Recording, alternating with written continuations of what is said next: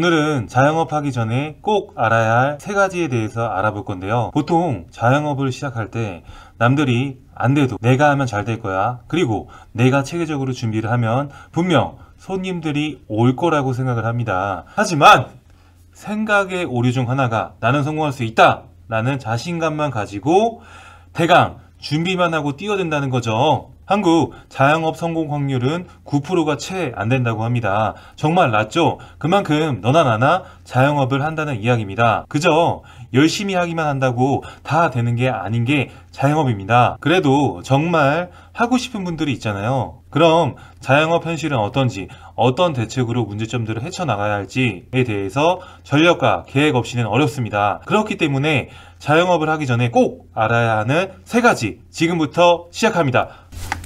Let's go! 꼭 알아야 할 것 첫 번째, 나의 유형은 어디에 해당될까 파악하기입니다. 사업의 유형은 몇 가지로 정리하자면 첫 번째, 사업형이 있는데요.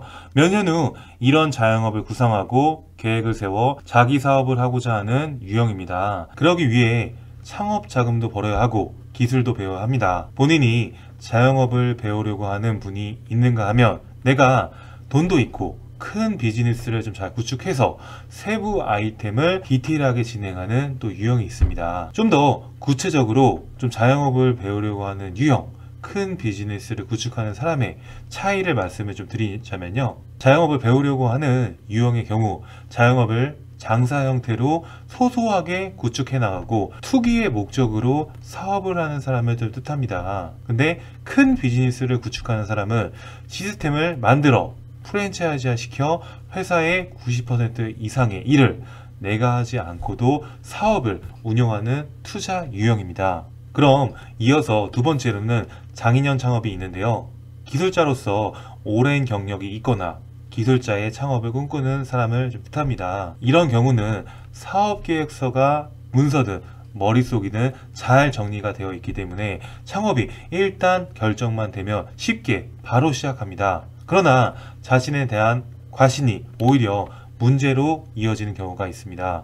예를 들어 좋은 음식을 만든다고 해서 모두를 만족시킬 수는 없습니다. 음식은 사람에 따라서 주관적이기 때문에 그 차이를 인정하는 데에서 시작해야 합니다. 또 다른 사람의 시각을 받아들이는 과정이 필요하지만 자기 고집이 강한 분들이 좀 많겠죠.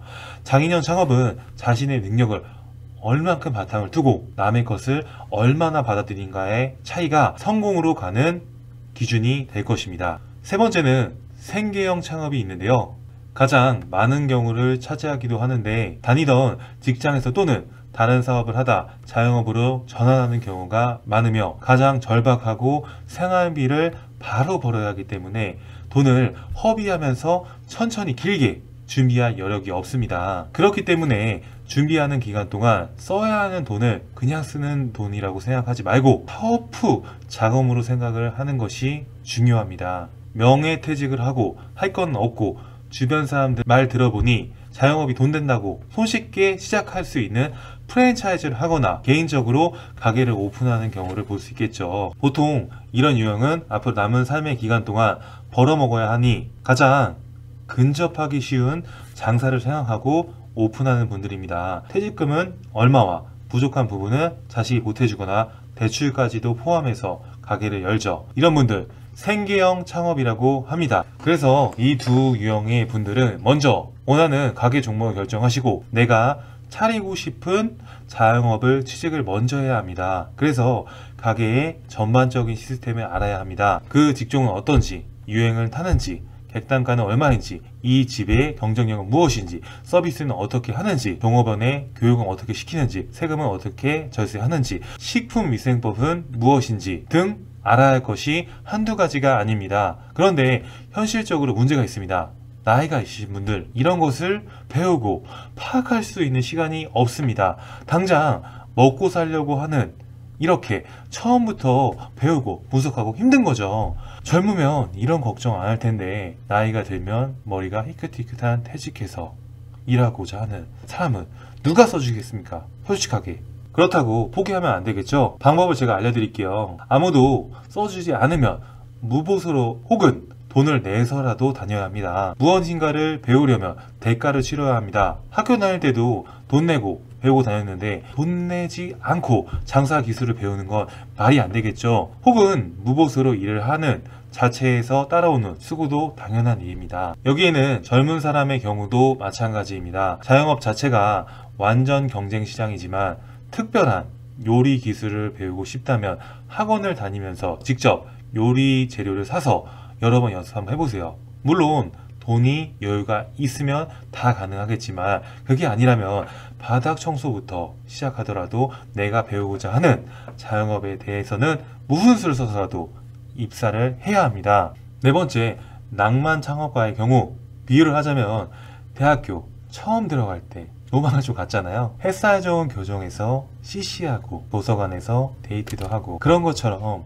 평온한 일상에서 자기 시간을 많이 갖는 것, 자영업자 모두의 로망인 것 같아요. 이런 분들의 특징은 크게 어떤 것을 하기보다는 소소하게 자신의 꿈꾸는 공간으로 가게를 조성하는 것이 목표더라고요. 그런데 현실과 낭만은 다르기에 현실을 바라보는 안목을 키우는 것이 중요할 것 같아요. 그럼 안목은 어떻게 키우는지 궁금한 분이 있을 텐데, 내가 하고자 하는 창업을 나보다 먼저 한 회사를 찾아가 시스템을 보고 배우고 여러 사람들이랑 대화를 해보면 안목이 생길 것입니다. 또 지금 내가 안정적이라고 혹은 돈이 목적이 아니라고 해도 매년 올라가는 물가상승률, 세금, 세제시급, 임대료를 피할 수는 없는 거잖아요. 미리미리 준비합시다.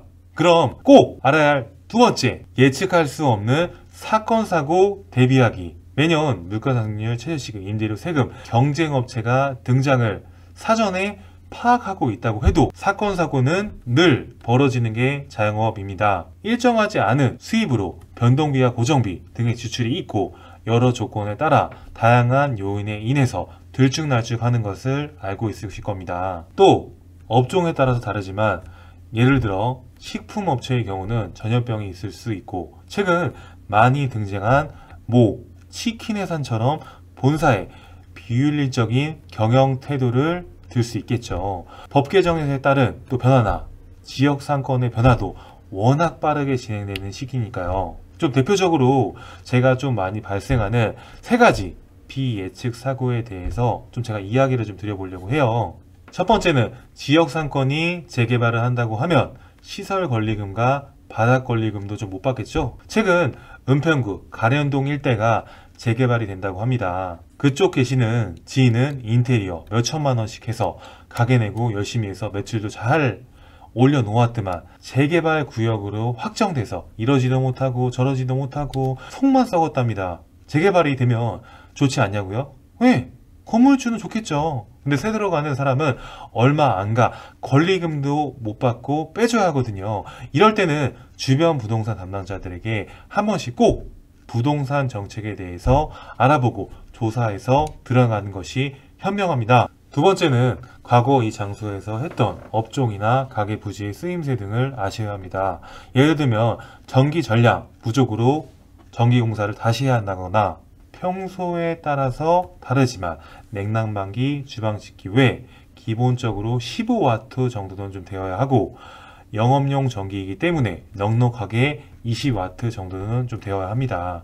업종에 따라서 전기 증설이 불가피할 수도 있으니 기존에 어떤 업종을 했고 몇 와트를 사용하고 있는지 꼼꼼히 살펴보신다고 하면 몇백만 원을 충분히 절감할 수 있겠죠. 세 번째, 매장 레이아웃 자체가 한정되어 있어서 주방 설비나 이런 부분을 주방 설비 비상용 문인 주차 공간에 놓았다가 구청에 신고가 당해서 몇백만 원을 물게 되는 경우를 제가 종종 좀 보았습니다.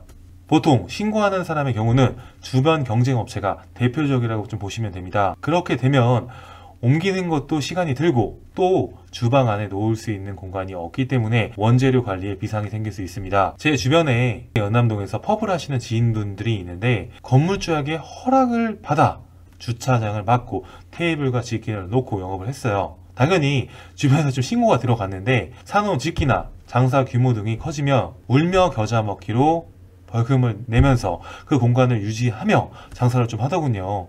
꼭 미리미리 알아두시면 도움이 많이 될 것 같습니다. 그럼 꼭 알아야 할 세 번째, 사람 관리입니다.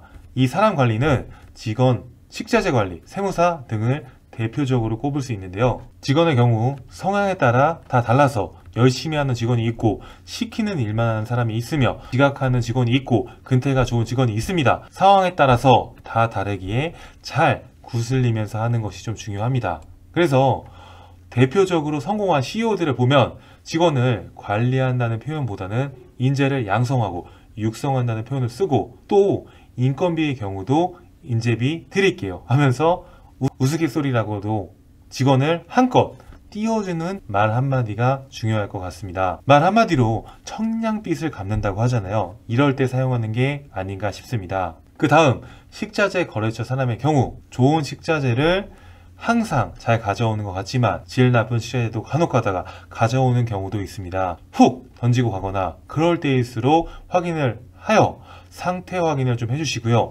약속 시간을 좀 잘 지켜서 가지고 오는지를 늘 체크해야 합니다. 아무도 없을 때 비밀번호를 알려주고 가져다 놓게 하지 말고, 누가 있을 때 시간 맞춰서 가져다 달라고 해서 상태를 확인하고 그날 영업하는데 지장이 없게 해야 합니다. 또 식자재 검수 일지를 작성해서 규격, 수량, 품질 따위를 체크해서 사고 유무를 점검하여 일별로 기록하시면 검수 과정에서 발견되는 문제점과 기록을 추후에도 따져볼 수 있고 장기적으로는 문제가 발생하지 않습니다.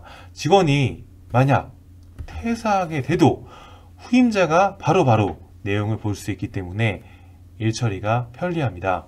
마지막으로는 세무사의 경우 절세에 대해서 어느 정도 나와 비슷한 업종들을 알아서 관리하고 있는가 하는 경험이 중요합니다. 업종별로 신경 쓰고 달라지는 법, 개정들이 많기에 경험이 있는 세무사를 확인하십시오. 또 그날 입력해달라고만 하지 말고 꼼꼼하게 과세 구간이랑 비교해서 사전에 코치도 해주는 세무사인가 봐야 합니다. 간혹 세금 신고할 때 세전, 세후 이것들을 잘못 체크해서 과도신고가 되거나 과소신고가 되거나 그러는 경우를 주변에서 좀 본 적이 있습니다. 참고하셔서 확인하시면 좋을 것 같아요. 또 너무 낮은 수수료는 또 피해야 합니다. 법인 무조건 얼마 해드립니다. 매출 규모에 상관없이 얼마 해준다. 종합소득세 신고 무조건 얼마에, 연간 얼마에, 전부 이런 이야기를 들어보셨을 겁니다. 세무사 대행은 기본적으로 인적 요소가 강한 서비스업입니다. 그렇기 때문에 낮은 수수료로 세무사 사무실을 운영하려면 직원 1인당 담당하는 거래처는 늘어날 수밖에 없고 1인이 담당할 수 있는 숫자는 한계가 있습니다. 또 어찌어찌 해낸다 하더라도 실수하거나 누락할 가능성이 높아집니다. 그리고 세무사가 직접 상담하고 설명하는지를 확인하셔야 합니다. 혹시 맡기고 있는 세무사님과 직접 통화를 해보셨나요? 1년에 몇 번이나 통화를 해보셨나요? 궁금한 점에 대해 정확한 답변을 받고 계신가요? 예컨대 병원에 방문했는데 간호사 선생님이나 직원분이 진료를 본다고 상상을 해보세요. 아무리 가벼운 진료라고 해도 당연히 의사 선생님께서 진료를 받아야 할 것입니다. 또 그렇듯 세무사도 마찬가지로 전문가를 고용한다면 그에 걸맞는 서비스를 당연히 받아야 합니다. 그래서 제가 좀 두 가지 좀 이런 업체들이 있는 거에 대해서 좀 말씀을 드리면, 첫 번째, 명의대여 사무실, 즉 세무사는 명의만 걸어놓고 실제는 사무장이 운영하는 세무사무소. 두 번째, 담당 직원이 세법 3단까지 모두 담당하는 세무사무소, 즉 세무사는 거래처에는 큰 관심이 없는 세무사무소입니다. 이런 점을 꼭 유념하시기 바라며 사업 번창하셨으면 좋겠습니다.